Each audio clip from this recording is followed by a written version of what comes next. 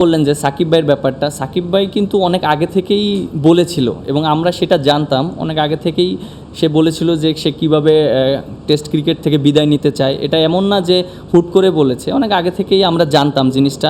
এখন সেটা একটা প্রসেসের ব্যাপার, সেটা টিম ম্যানেজমেন্টের সাথে কথা বলেছে এবং আমাদের প্লেয়ারদের সাথে সবার সাথে ডিসকাস হয়েছে এবং আমরা ওইভাবেই তাকে ওইভাবে গ্রহণ করে। আপনি একটা জিনিস দেখেন, যেহেতু তার একটা স্বপ্নের কথা বলেছে এবং তার শেষটা দেশের মাটিতে হতে হতে মানে চেয়েছে সে।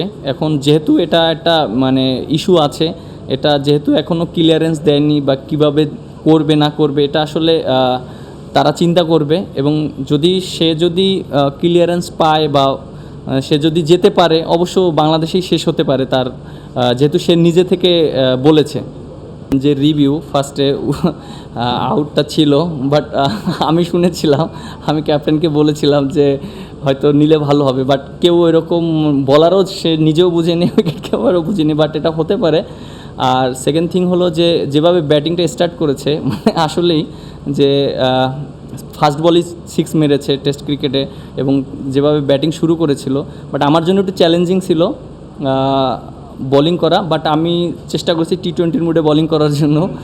আর এবং যে বলটা আউট হয়েছে, যেহেতু আগের বলটা আমি এলবিডব্লিউর মানে আবেদন করে আম্পায়ার আউট দিয়েছে, পরের বলটা আমি চিন্তা করেছি টার্ন করার জন্য।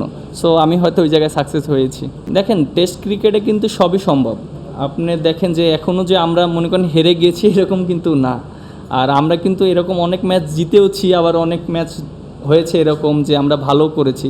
সো এখন আমাদের জন্য একটা অপরচুনিটি আছে, আমাদের যারা আছে ব্যাটাররা, উইকেটটা ভালো আছে, আমাদের জন্য চ্যালেঞ্জিং হবে। বাট আমার কাছে মনে হয় যে আমাদের যারা আছে, আমরা যদি উপর থেকে ভালো একটা পার্টনারশিপ দিতে পারি, একটা সেশন যদি আমরা ব্যাটসম্যানরা দায়িত্ব নিয়ে ব্যাটিং করতে পারি, এটা অবশ্যই আমাদের জন্য একটা ভালো পজিটিভ সাইন হবে। আর এখনও তো কালকের দিন আছে, সো এখনই আমরা প্ল্যান ওই রকম চিন্তা না করি। প্রথম দিকে হয়তো আমরা ওইভাবে চিন্তা করিনি, যখন তাদের ফার্স্ট 2 ওভার ব্যাটিং দেখেছি তখন আমরা ওইভাবে চিন্তা করেছি যে না, তারা যেভাবে এসেছে তারা রান করার জন্য এসেছে এবং তাদের চিন্তাভাবনা অন্য। সো আমরা ওইভাবে চিন্তা করেছি। হ্যাঁ, অবশ্যই খুব ভালো বোলিং করেছে এই উইকেটে।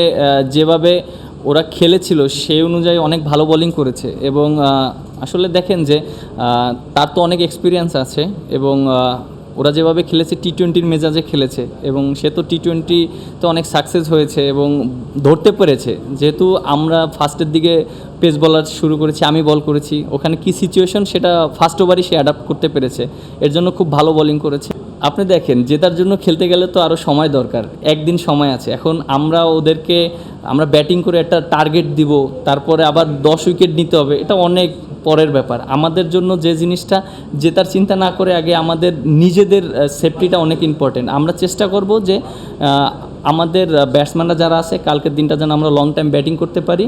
আর একটা সিচুয়েশন যখন ঘটে যাবে তখন হয়তো আমরা জেতার জন্য খেলবো। বাট একটা টেস্ট ক্রিকেটে দেখেন যে আপনি যখন আগে নিজেকে যখন আপনি ভালো জায়গায় নিতে চান তখন আগে নিজের বেস্ট জিনিসগুলো ভালো করতে হয়। সো আমরা আগে নিজেদের জিনিসটা চিন্তা করছি ভালো করার জন্য। আর মৌমাছির ব্যাপারটা যেটা বললেন যে আমি জানতাম না, খেলার পর ভিতরে ঢুকে গিয়েছিল, বাট শট খেলার পর যখন কামড় দিয়েছে তখন ব্যথা পেয়েছি।